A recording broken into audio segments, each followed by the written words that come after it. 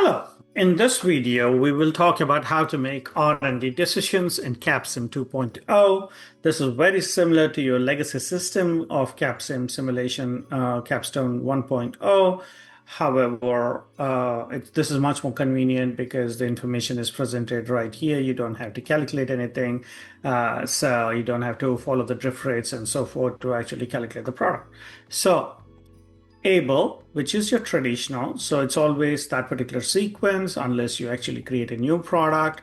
So able is your traditional, acre is your low end, Adam is going to be high end, aft is going to be performance, agape is going to be your size.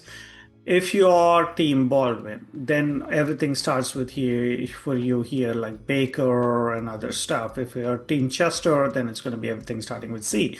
So please don't get confused. The first product is traditional here. So how am I going to make decisions? The first thing is 2.0 age. So I have to check here. So Able, which is my first product, has an age of 3.1 on January 1st. And it actually ends up being 4.1 at the end of year 4.1.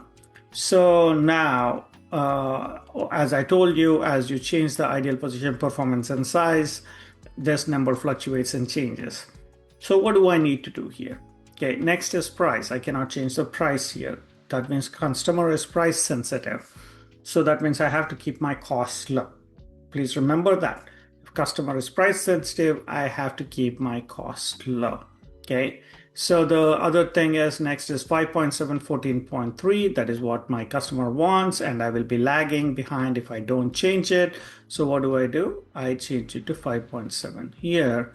I need to reduce the size to 14.3, okay, to meet the requirement of this particular round, that is round one. Okay, now as you see, that changed my age profile from, it is where is the revision date? The revision date is March 17, 2027.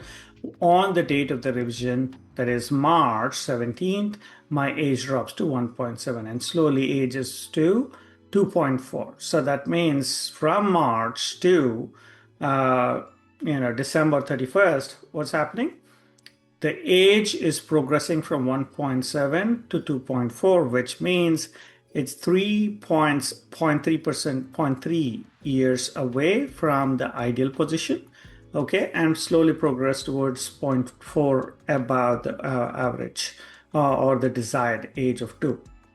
This is amazing. Why? Because the product gets better and better and better, and then deviates from that over the last 4 months, and that's completely all right because you cannot keep the age constant throughout the age. But what your goal is trying to keep the age as close to that age as possible throughout the year. So this is how you do it. Okay, if it was supposed to be 1.6 and going to 2.4, it's going to be even better, okay, throughout the year, but that's not a possibility here. So we revise the product. That's what happened. So let's look at that. Okay, what else can I change here? Mean time before failure. So as you see here, my material cost for this change increases my cost structure by about 43 cents. Okay, so customer is willing to pay 50 cents less than last year, and my cost has gone up by 43 cents. This means 90 cents, 93 cents excess. Okay, I have to absorb that cost. What is the way that I can actually reduce? One is production, which is automation. That is in a different section. But however, here, what can I do? You could do two things. One is reduce mean time before failure because it is at the lowest. So let's see what happens if I change my mean time before failure. Let's say I give my customer 1600. Okay, so if I do that, what is happening? Okay, here, if you actually data is recalculated, okay, so what is my new cost? That's about $10.81. Okay, I'm sorry I misspoke earlier. Basically, when I said new material cost was lower, so if it is 17.5, okay, so what was happening? See, my still cost is getting because it's upgraded, the product is upgraded and so forth.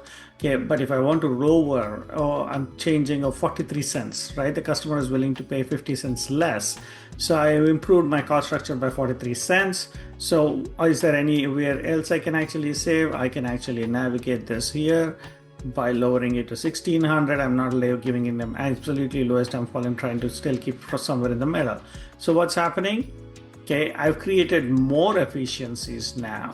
So that means I went from $10, $11.59 to minus $10.81. So I have a cost savings of 78 cents. It's better than the 50 cents that they're willing to pay less right now. So which I might have to adjust my cost structure anyways. So that's what the effect of that, but this does not change the age. So what did we do so far for this particular product? For Able, which is your traditional product, what did I do? I increased the performance, decreased the size as required by the customer, okay, and reduced the mean time before failure to lower my cost structure to $10.81 structure from $11.59. Okay, so this product is good to go. So what am I going to do? I don't need to do anything right now other than going to File and Save Decisions if I would like to. Okay, so now let me do the next product. Okay, I require low end. I require to keep my costs absolutely low as much as possible. Okay, so one of the ways of doing this is planning ahead and not making unwanted changes which will increase your R&D costs. So every time that you actually make any sort of R&D cost, so you see 266,000 is what you're spending in the revision cost of this. Okay, you don't want to make changes that are not required or not warranted because you will endure costs. Okay, so here is what I have, 3 and 17. So basically the customer requires only 2.2 and 17.8. My product is faster than what my customer wants. My size is smaller than what the customers wants. Both are an advantage, so I will choose not to change. There is a reason why I do not want to change. Why? Because 24% of the decision is made in form of keeping the age at 7. So right now it's 4.6, getting to 5.6, it's getting better, coming closer to what the customer wants. I don't want to spend extra money in terms of, let's say, I do 1.7 or 3.8.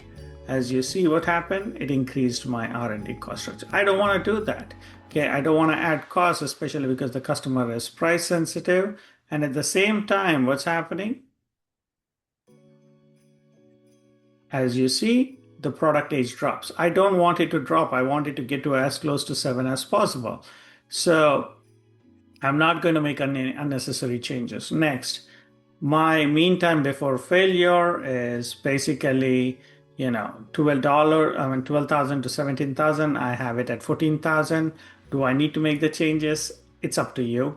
I will leave it up to you, but make sure that it is between 12,000 and 17,000. My material cost has gone down from $7.81 to $7.35 because this is under configuration. The material costs have gone down, which is a great thing for me.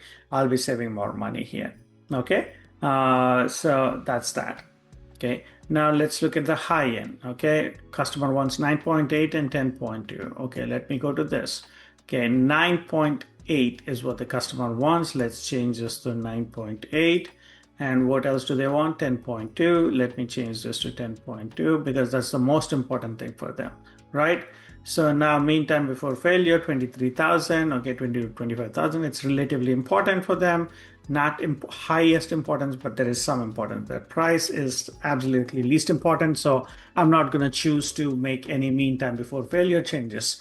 However, when you actually see my material cost has gone down, okay, by 57, close to 75 cents, which is great. But when I actually look at the revision date, okay, this is year 2027 and my product is coming out in 2028. So what's going to happen? This will all freeze up. I will not be able to change into new R&D because already there is R&D cycle going on. I will not be changed next round.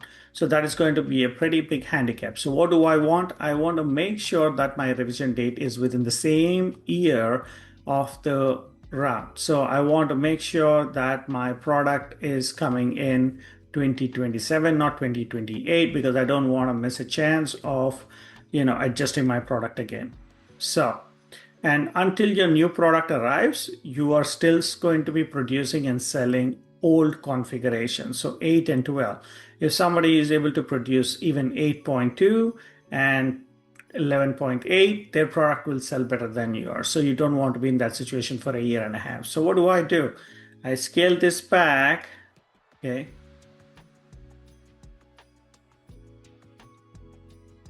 So this is coming out in December. So let me say I want it in September, okay? So a 9 and 11. Okay, so this is coming out in September. Okay, I made one unit change. The age dropped to 1.2. It is better than 1.7 and